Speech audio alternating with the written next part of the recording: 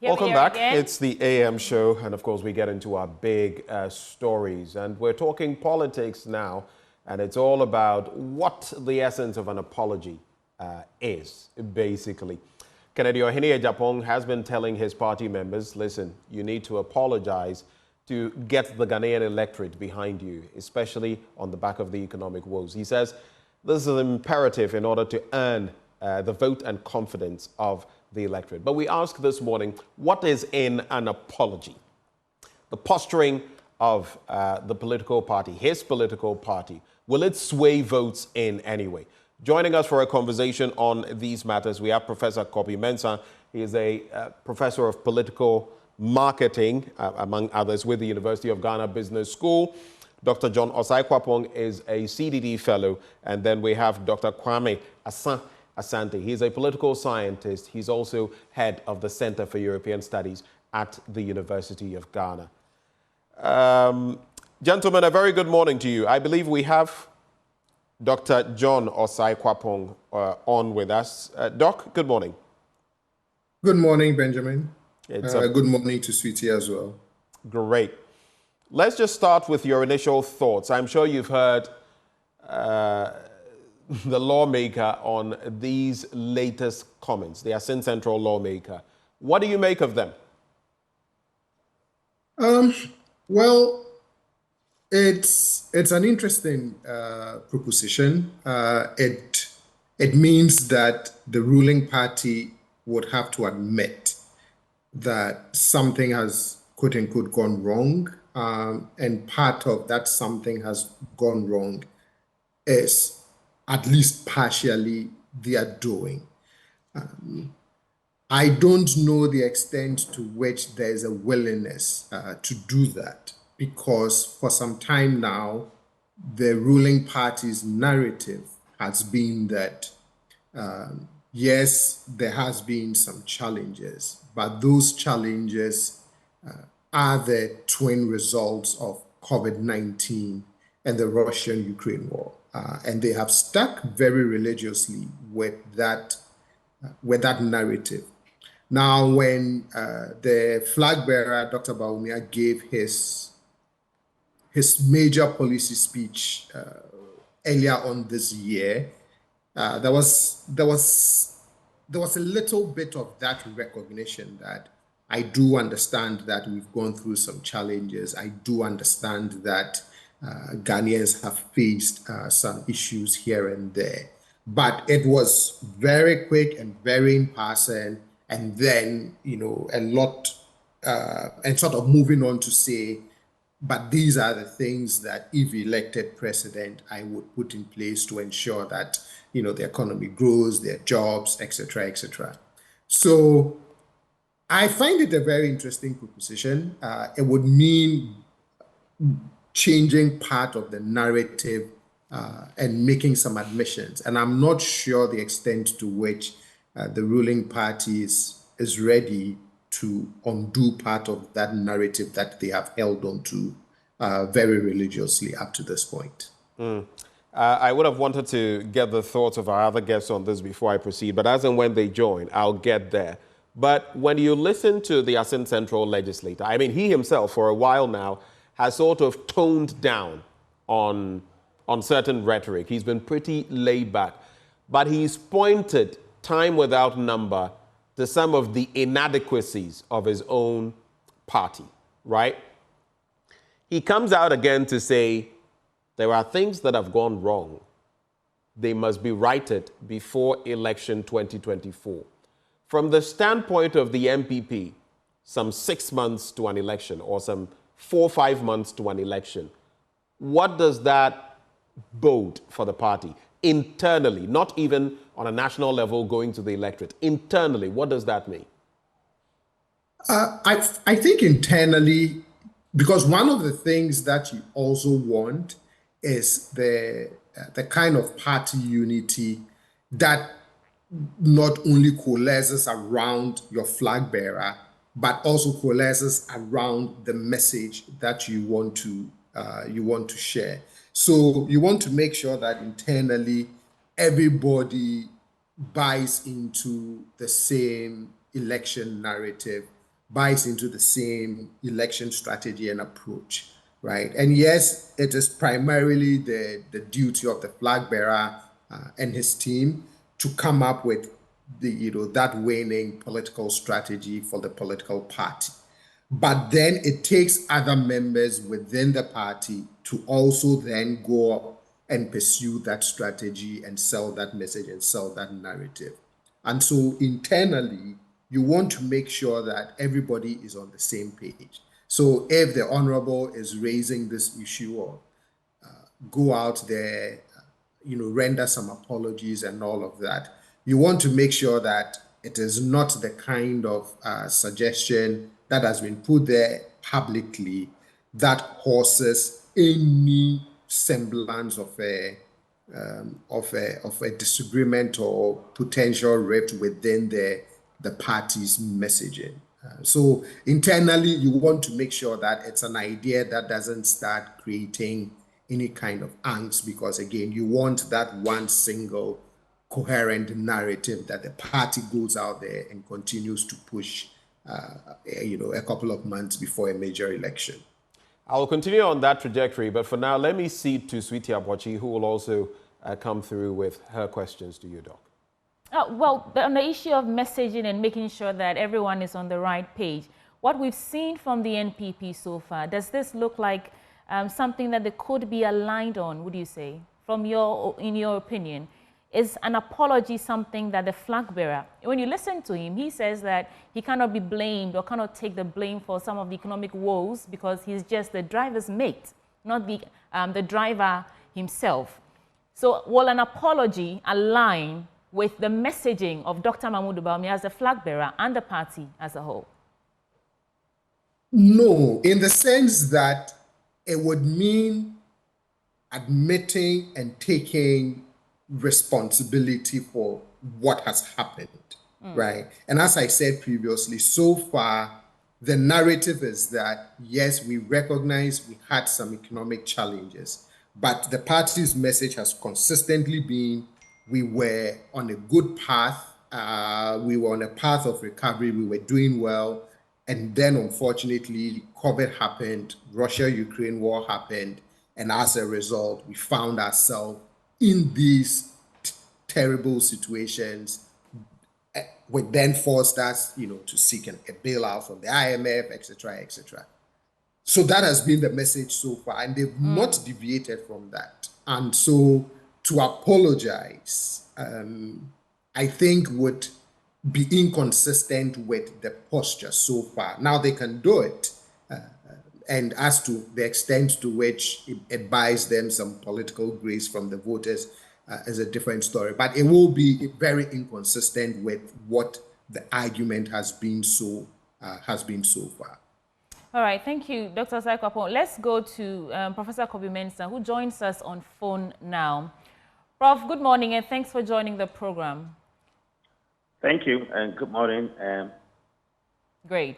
So let's start with your initial thoughts or assessments of the comments from Kennedy Agyapong saying that the party should apologize for the economic woes that we're experiencing, and that would probably steer the voters in their favor. What do you make of that?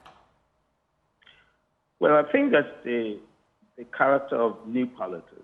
I mean, in my own discipline, political marketing, we say that politics has long moved from those ideological, dogmatic periods to a very much customer-centric era. And when we talk about customer-centric, we mean that institutions firstly owes their existence to the customer, and in this case, to the voter. In this era, institutions actually own up their failures and they apologize to customers.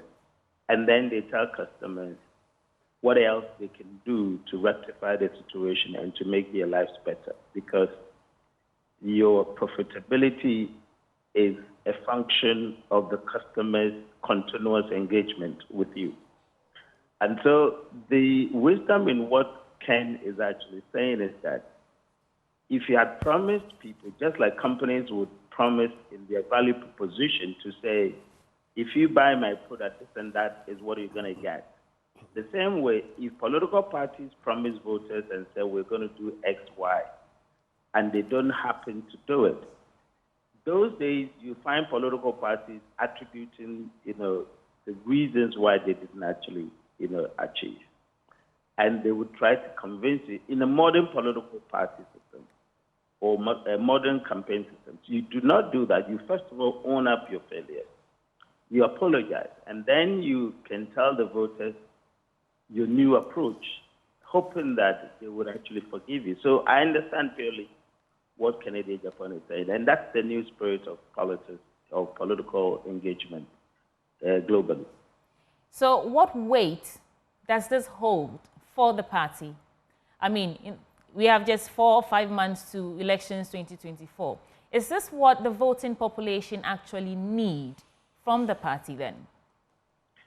Well, of course, the voter needs so many things. I mean, having to admit your failures and apologize doesn't mean that that's the final. But of course, it gives an impression to the voter that you appreciate their existence and you understand the new times.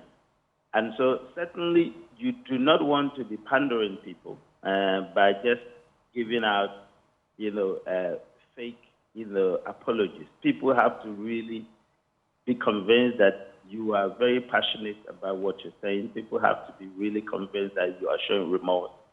And then, of course, you come to that agreement that you somehow understand the new times. And, of course, if their feelings will be to vote for you, they do. And if they still think that you have to go, then, of course, the decision is the voter. So we're not saying that that's the all-in-all. We're saying that the new political posture is that you own up your failures, you apologize, and then you draw up the new way of, things that could happen. Okay, please hold for us. We have other guests on the line with us, Ben. Let me bring in Dr. Kwame Asante. Doc, good morning. Good morning, Ben, and good morning, Sweetie. Good morning to my colleague panelists. It's a brand new day. We give thanks to God. Yes. Indeed, we thank him. Your initial thoughts on this reaction by Kennedy Agyapong to his own party, and situate it in the context as well of the role of an apology vis-a-vis what Kennedy Agyapong says. He says, be humble and admit culpability, and that could help you win over some of the electorate. But you want to put that side by side with the posturing of his own party members in the past. And I could list a plethora of them where people have been asked to apologize and they said, no, I've done nothing wrong. I could mention my own friend, Dr. Brian Agyapong, when he passed some comments about not handing over or the party winning. I can talk about the running mate of the NPP and basically being pulled into an apology that I feel was apologetic in terms of serving as an apology. So he says they should apologize, but there is the past and the posturing. What role would an apology play in this moving forward? I think it's a good question. If you look at what Kennedy said, we must credit him for that he's done well by at least, setting the ball rolling within his own party by asking them to apologize. But if you want to render apology, we want to know a few things. Which of the problems that we are facing that you want to admit that you have caused? I mean, are they saying that they have mismanaged the economy? Or are they still talking about the fact that it is Russian-Ukraine war? If they want to apologize, we want to know they should come clean and then be able to give us all the details that we are apologizing for our part in so and so, then we know. And the fact that you have apologized does not also mean that people will accept. But it's a good thing in governance that you admit your fault, all right? Whether people take it or not is another issue, but at least you have come to what Aristotle calls the self-introspection. You have examined your life. It said the unexamined life is not worth living. You have examined your life, and then you are coming out. Even though this one is at the instance of Kennedy Agyapong and all that, but it's still within the party. So we'll Okay, take that. so Doc, just some clarity, and I know you're aware of this. He did speak about the economy, but I know you are referencing that and asking, are they apologizing for taking us where we are in terms of the economy, or they are saying, yes, we are admitting, but we are still blaming Russia, Ukraine, and COVID-19? That is exactly that's so. what My you're saying. point. That is what I'm saying. That are you saying that you have mismanaged the economy, for which reason you want to apologize to the people of this country for the economic suffering they are going through? Or are you still blaming it on Russia and Ukraine? Then, when we are clear about this, we either accept your apology or not. But let's look at something. You see, in governance, there is always reward and punishment. I mean, so I have always said that, look, they should admit what contribution they have made relative to the economic suffering that we have here. And then they can proceed that. They ignore this. Yes. Now, it is around their neck now. What are they going to do? You need to render apology or not? Because Kennedy Agyapong, has said so many things that I don't know how they are going to change it. He said, look, they lost the election as at 2022, when the middle class were giving haircut and all that and all that. He talk about the fact that they are looting the state as if there is no tomorrow, right? He talk about the fact that the government flagship program of 1D, 1F cannot be found. He has gone around all the 275. I can time or not permit me to recount them. So there's a host of questions that from Kennedy, they need to be able to deal with that in order to get a clean slate for campaign. If you look at that, then it's a tall order for them, but I'm not their spokesman, so they will have a way of dealing with that. In addition to that, you realize the 170 questions posed to Ms. Atta and the NDC. These questions are still relevant today, and they are going to surface because the issues are still relevant, and they are going to be part and parcel of the conversation. If you put all together, you ask yourself, what are will this apology do them good if Ghanaians accept and then change Ghanaians' attitude towards voting? That is, for me, I am not sure that's the case, but Ghanaians will decide, because one of the important things Ghanaians consider in voting for a party in an election in Ghana is the economy. So when the economy is not healthy, it is going to affect other areas of human lives, and that will also be a deciding factor. So the economy. Right. If the economy is in shambles, you are going to have a problem in campaigning. You recall 2000, President Kufuor's message was very simple.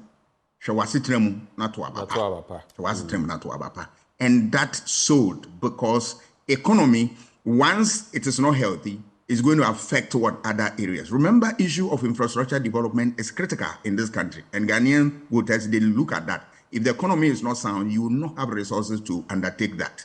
Issue of the fight against corruption is also, it dovetails into this conversation, and you are going to have a problem.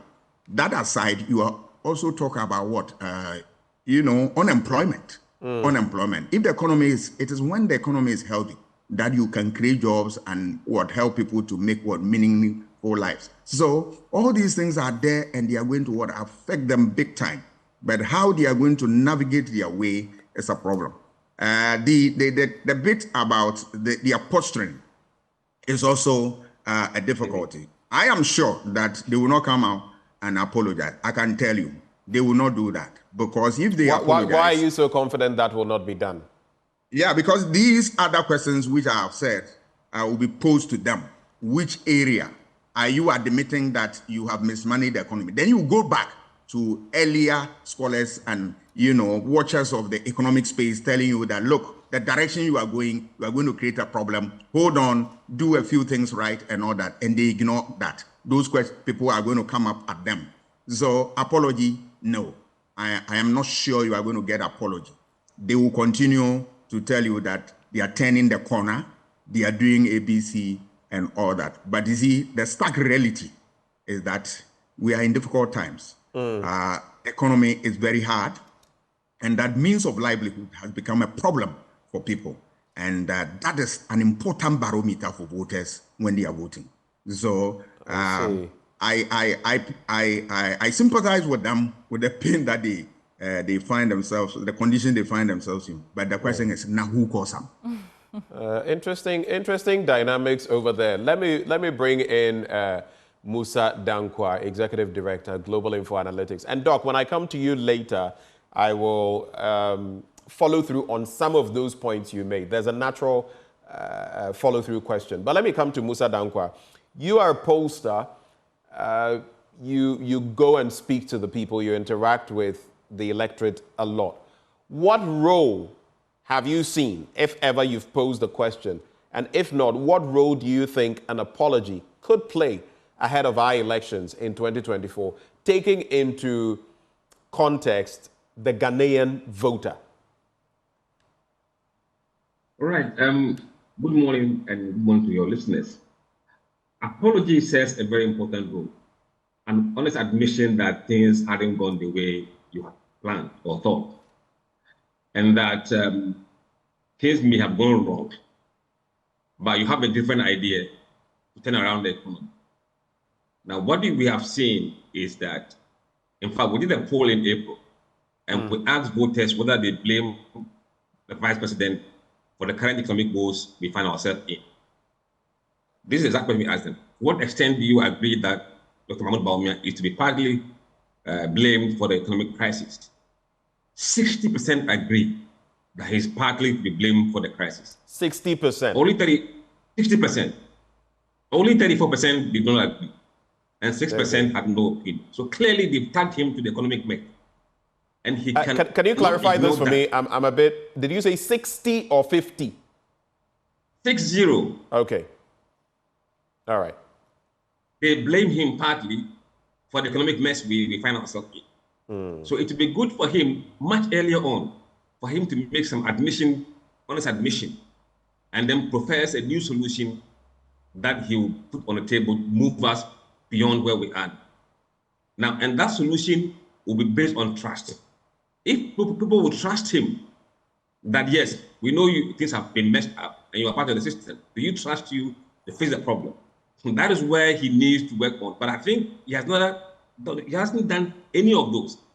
And indeed, if you look at what we are saying in the poll, the top two issues for voters are the jobs and the economy, or economy number one and jobs number two.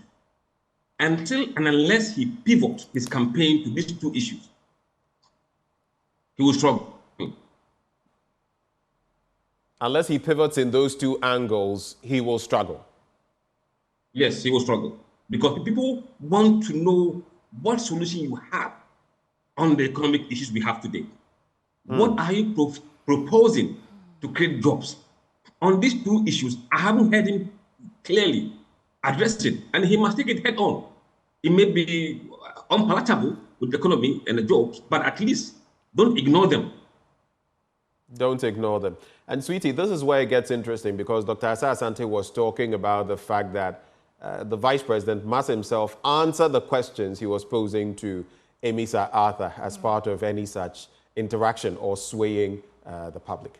And who does it really fall to apologize? For a party, the NPP, who's been in office for 8 years, seeking to retain that power, and they've told us that the new leader, who is also the vice president, current vice president, is merely a driver's mate, and so cannot really take responsibility for the things that, or the economic woes that Kennedy Agyapong is saying they should apologize for. Who really does it fall to apologize? If this is even a strategy for them to win the election, who does it fall to? The president paving way for the vice president and flag bearer, or the flag bearer saying to us that yes, my boss, the president of the country, led government have drastically failed this country, or our efforts have been woefully inadequate, and so we apologize for that. Who does it fall to? For Ado to apologize, it won't come. It is Bawumia who needs to make progress. It befalls on him to take the bold step to see what he can do to win the confidence of the voters. If Nado will not apologize, I think Bawumia must do so. and profess solution that people win confidence that he can do it. If he fails to do that and he ignores the problem, I think he will struggle. Right. Let me pose the same question to Professor Kobi-Mensah. Prof, who does it fall to apologize to us if it's a strategy to consider? Is it the current president apologizing for the economic woes we're experiencing to pave the way for a clean campaign for his vice president and flag bearer, or the flag bearer rather taking up the mantle and saying that we apologize for the economic woes that we are facing, although I've said that I'm just a driver's mate? Who does it really fall to? The structure. I mean, I will give you a typical example. In my PhD, I have an example in, I think, Austria. There's a party called SPO, and the party, just like NPP, had come to a position where it was absolutely tested by the voters. Now, in the European political parties, there is always a party leader before the candidate, whether presidential candidate or a prime ministerial candidate. Now, the party leader actually apologized on behalf of the party because the party was so drowned in scandal, and actually made a signal that they were going to have Vraniski. Vraniski was the exchequer, or say the finance minister of that political party. But everybody regarded Vraniski as the purest man in a very bad party. So in that particular context, they decided that they would make Vraniski the candidate for the next election, and they apologized, and they stripped off the entire party, colors, everything else. It was only Vraniski's face on that particular post, and they won the election.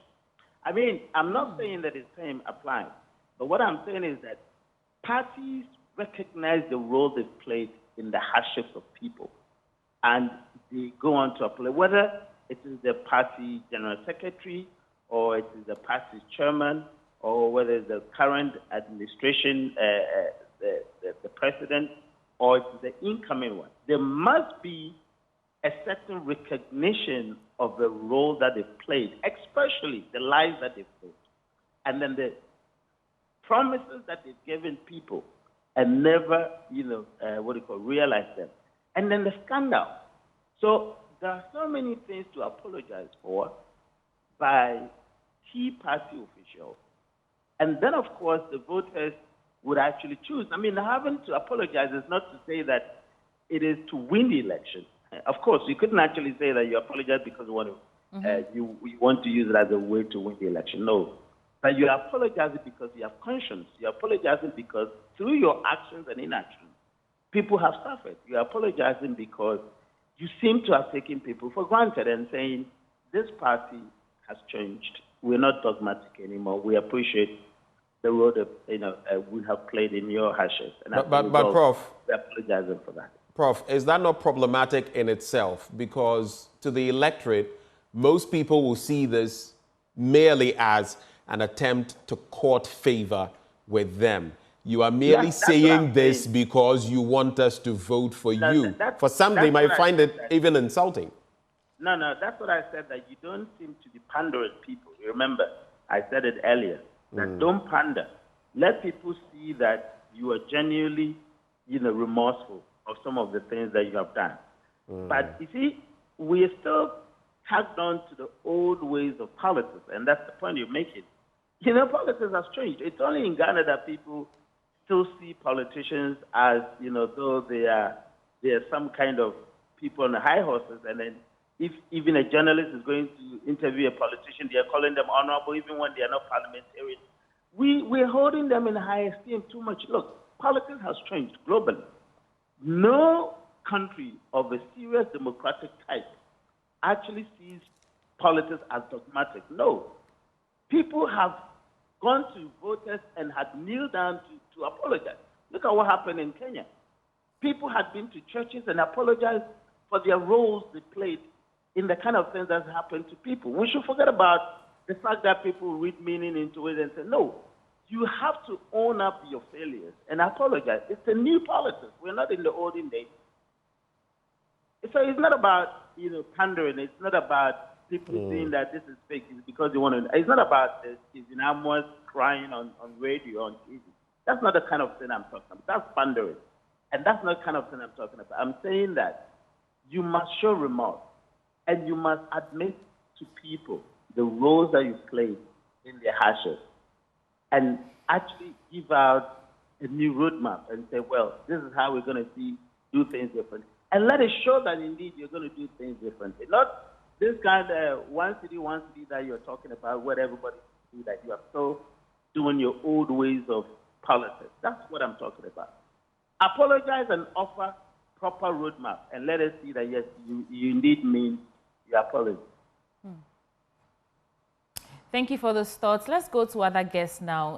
Dr. Kwame Asah-Asante, what the NPP needs right now, if they are going to retain the seats, is for the Ghanaian population to trust that they'll continue, or trust them enough to give them the mandate to continue or to retain power. The apology in this case, whether it's a strategy or whether they're just saying so, giving us an apology to ease the burden or ease the woes that we are feeling, would that in any way give them this clean slate that you mentioned? A clean slate for the campaign. Is that what would give them the trust that they need? You say here and now that they have trust issues because of broken promises. They promise heaven and earth only to deliver something close to my village, very small. So there are trust issues there they need to contend with, and that will obviously come to hand up. It is good to apologize, but it's not enough to cash in on that and win power. Because you see, you have to go beyond apology, all right? Apologies do not solve a problem or do not fix a problem. Let's get it straight.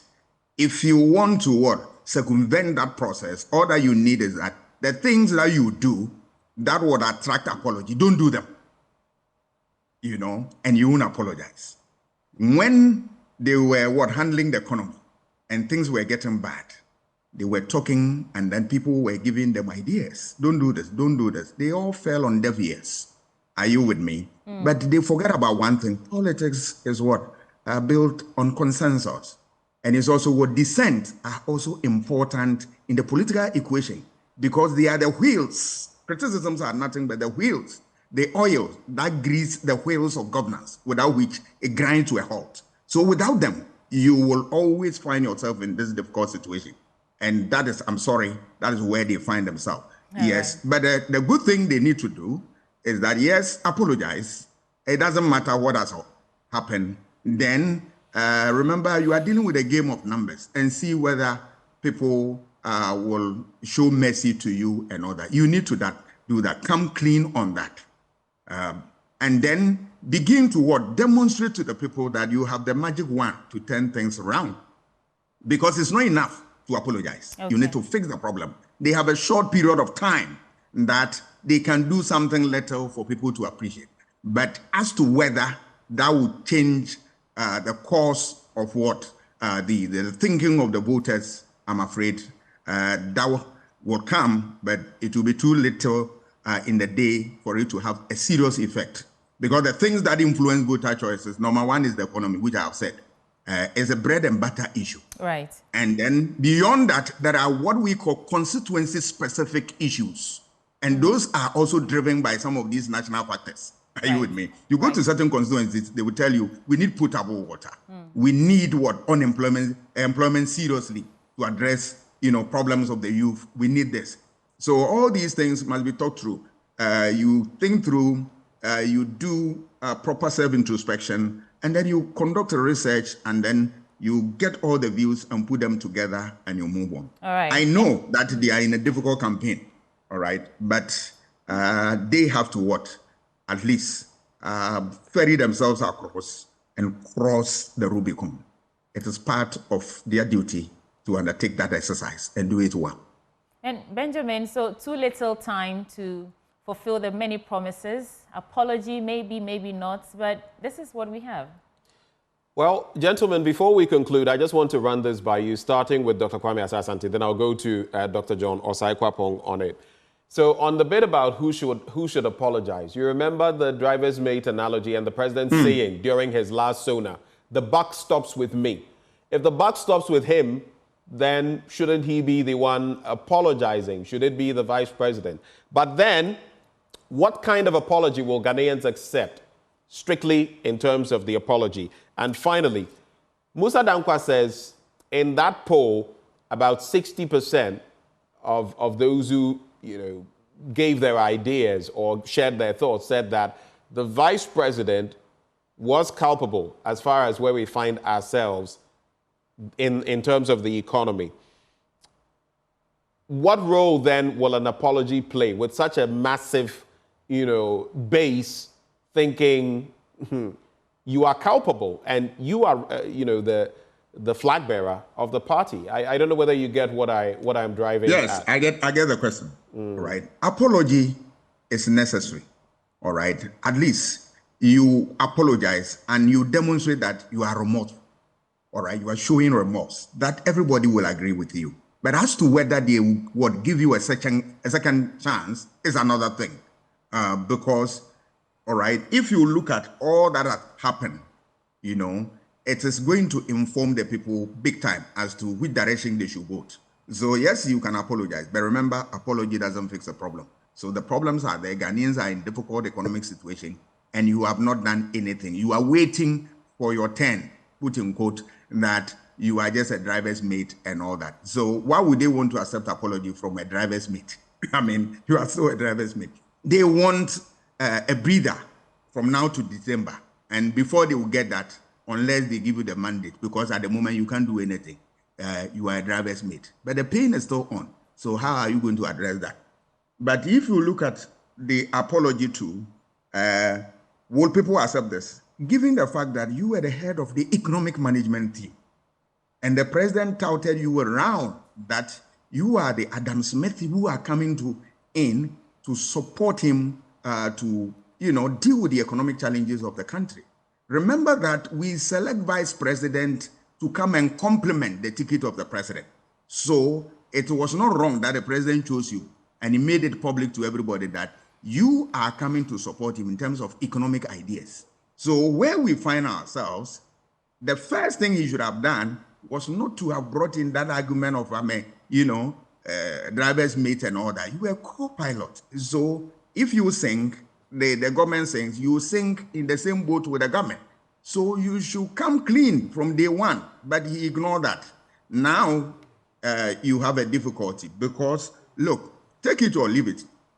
That is how the president saw you, brought you to compliment his effort and all that. So today, you can't say that you are not part of this and you apologize. It is Dr. Bawumia who has to come out and apologize. If he does that, it's going to help him because he has what? He raised the hopes of Ghanaians to high heavens. And today we find ourselves here. The president can also apologize because he made us to believe in Bawumia that he is the Adam Smith coming in with all the economic ideas to come and turn things around. And today we find ourselves here. So that is the problem, the challenge that they need to resolve. They have to come out and apologize. But if you apologize, tell us which aspect of the problem you are the cause. We want to know. And once we know that, we'll begin to do some analysis on that and move on, either to accept your apology or not. Okay. But beyond that, apologies do not solve any problem. Fix the problem now. No, right. Because whether you are a driver's mate or the driver himself, please, if you are the mate and you have no power, talk to the driver and say, look, the only way out from where I sit is for you to render apology. So that they render apology and then they tell us where they went wrong and then move on. Because if you listen to Agyapong, they said it is when they're able to do that, that Ghanaians will consider them and then for a second chance. Let us remember that politics is not a contest where we engage in trial and error. It's a serious business, and that's why Aristotle said that politics must be handled by those who are intellectually fit. If you don't have what it takes, don't come near politics. This is not a place for experiment. And it will probably take us back to the thoughts about a philosopher king. But just hold for me. Like I said, I was posing that question both to you and to Dr. John Osai-Kwapong. Dr. Osai-Kwapong, what would be your reactions to saying? Who should the apology come from? The president is on his way out. He served his 2 terms. He's not on the ballot.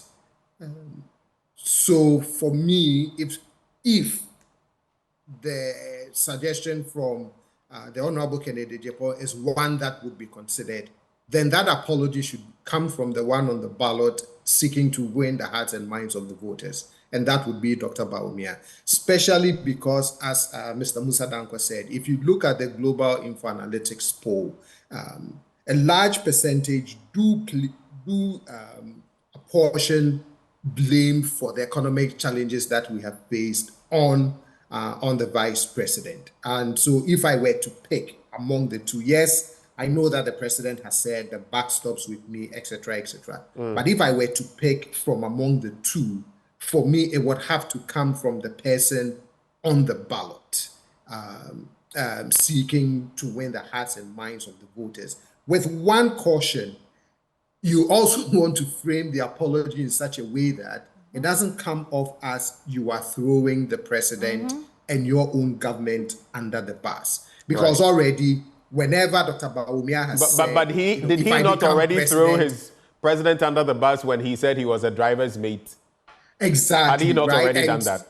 And sometimes when he's even said, oh, if I become president, I'll do X, Y, you do see some of that public reaction that says, oh, I'm part of the government that caused this, but, oh, well, elect me and I would, change the trajectory. So he finds himself in that difficult situation. But for me, ultimately, he's the one who is trying to win the presidency. And so if an apology has to come from someone, I would pick him as the one that would have to find a way to render that apology. But again, I just don't see it happening.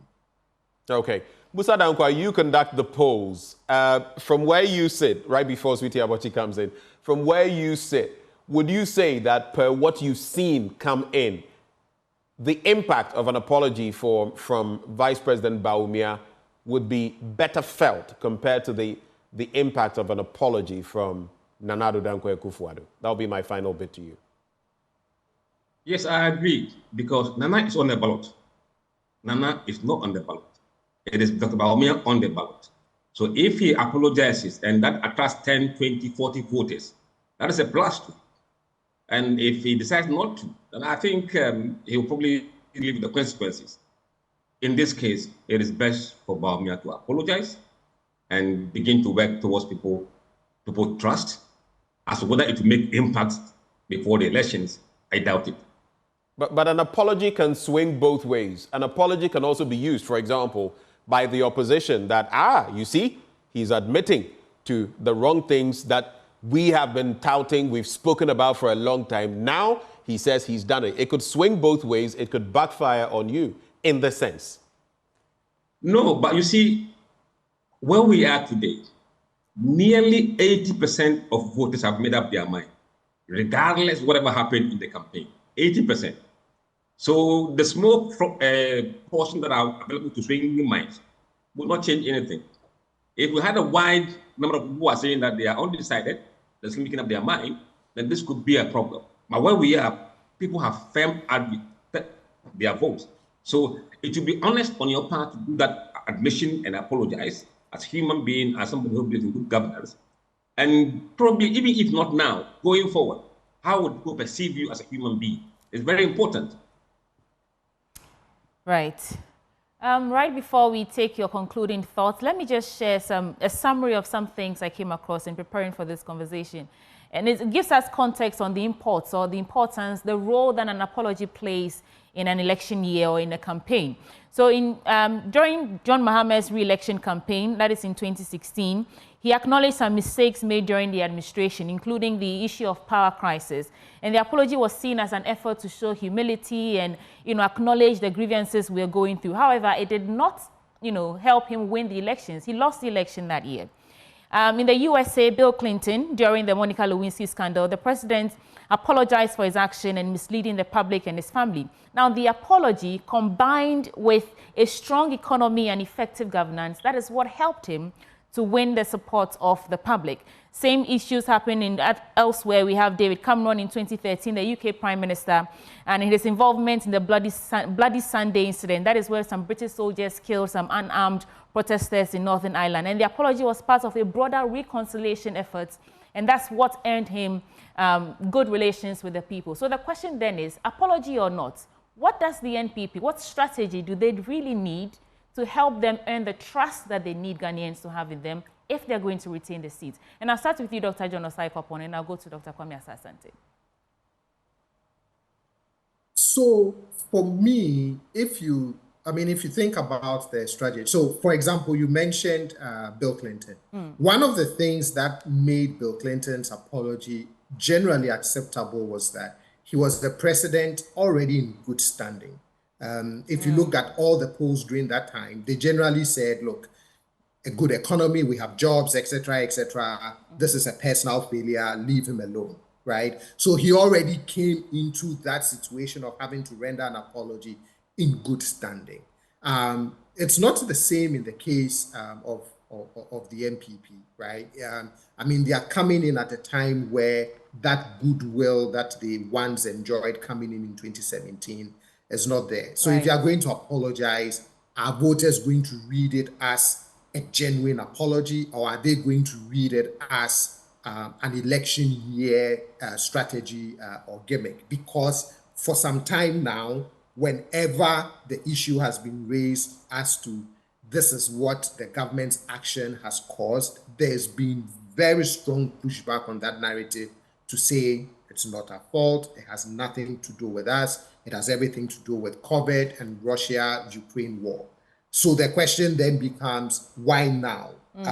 Why now are you considering this apology?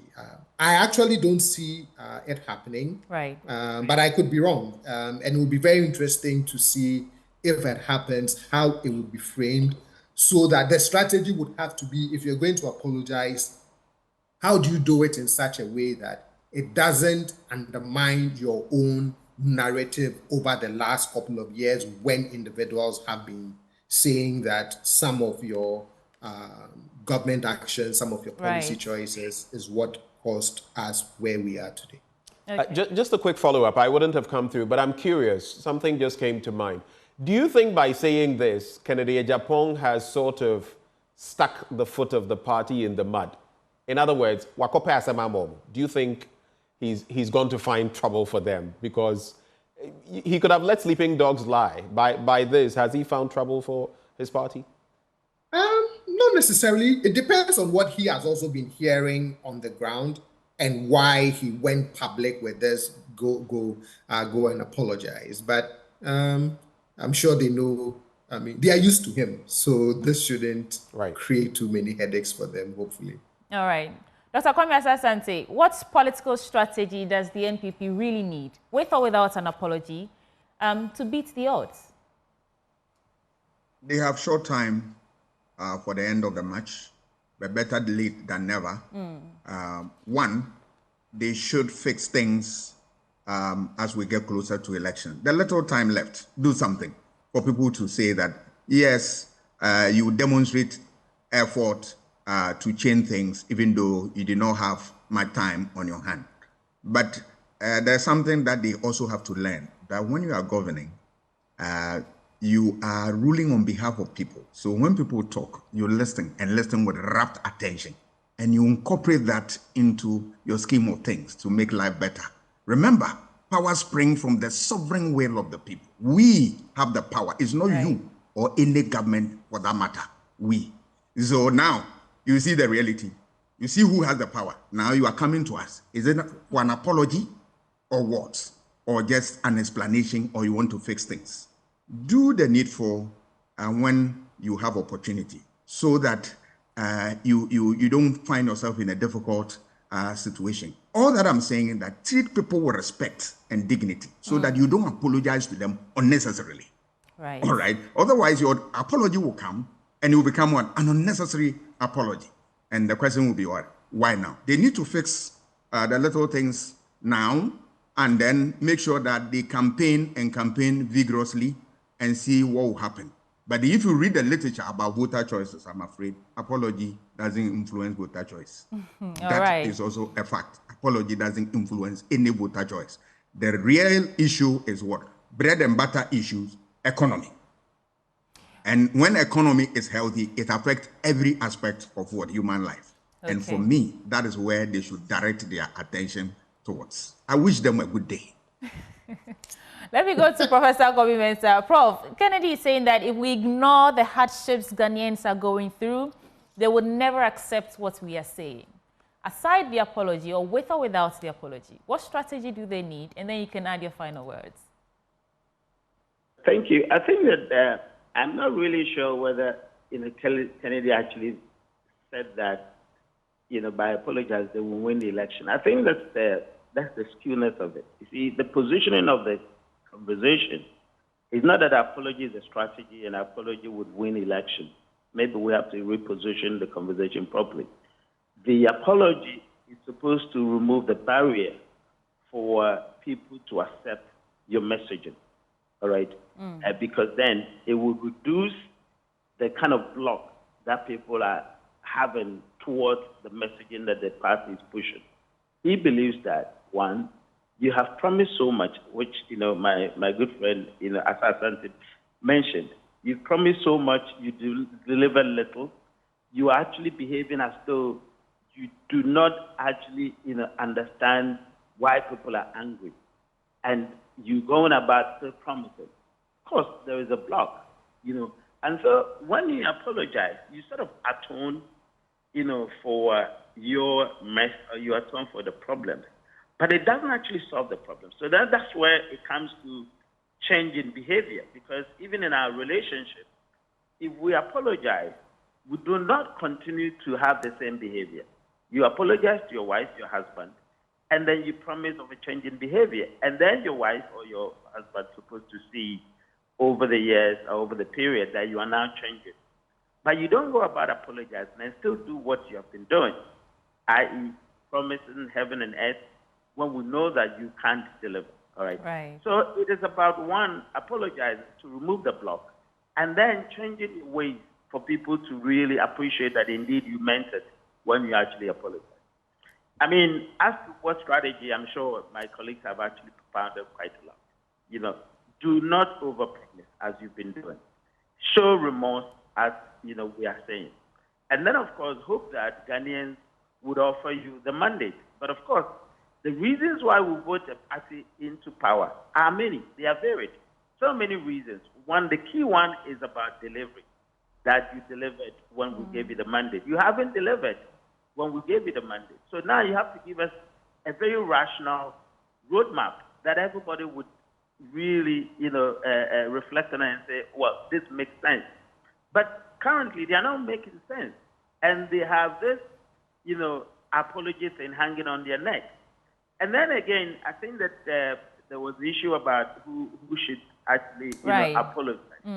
For me, if you do the mind mapping of what voters did in the last election from 2016, all right? If I take you to the marketing classroom for a little bit, we have what we call brand equity. Brand equity is any asset that actually facilitates the buying of the product. So if you have a product and you've been doing advertising is a brand equity for you.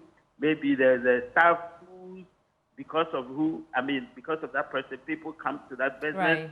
That person is a brand equity. Now, if you put the brand equities of the NPP together, Dr. Bawumia stands at the middle of it.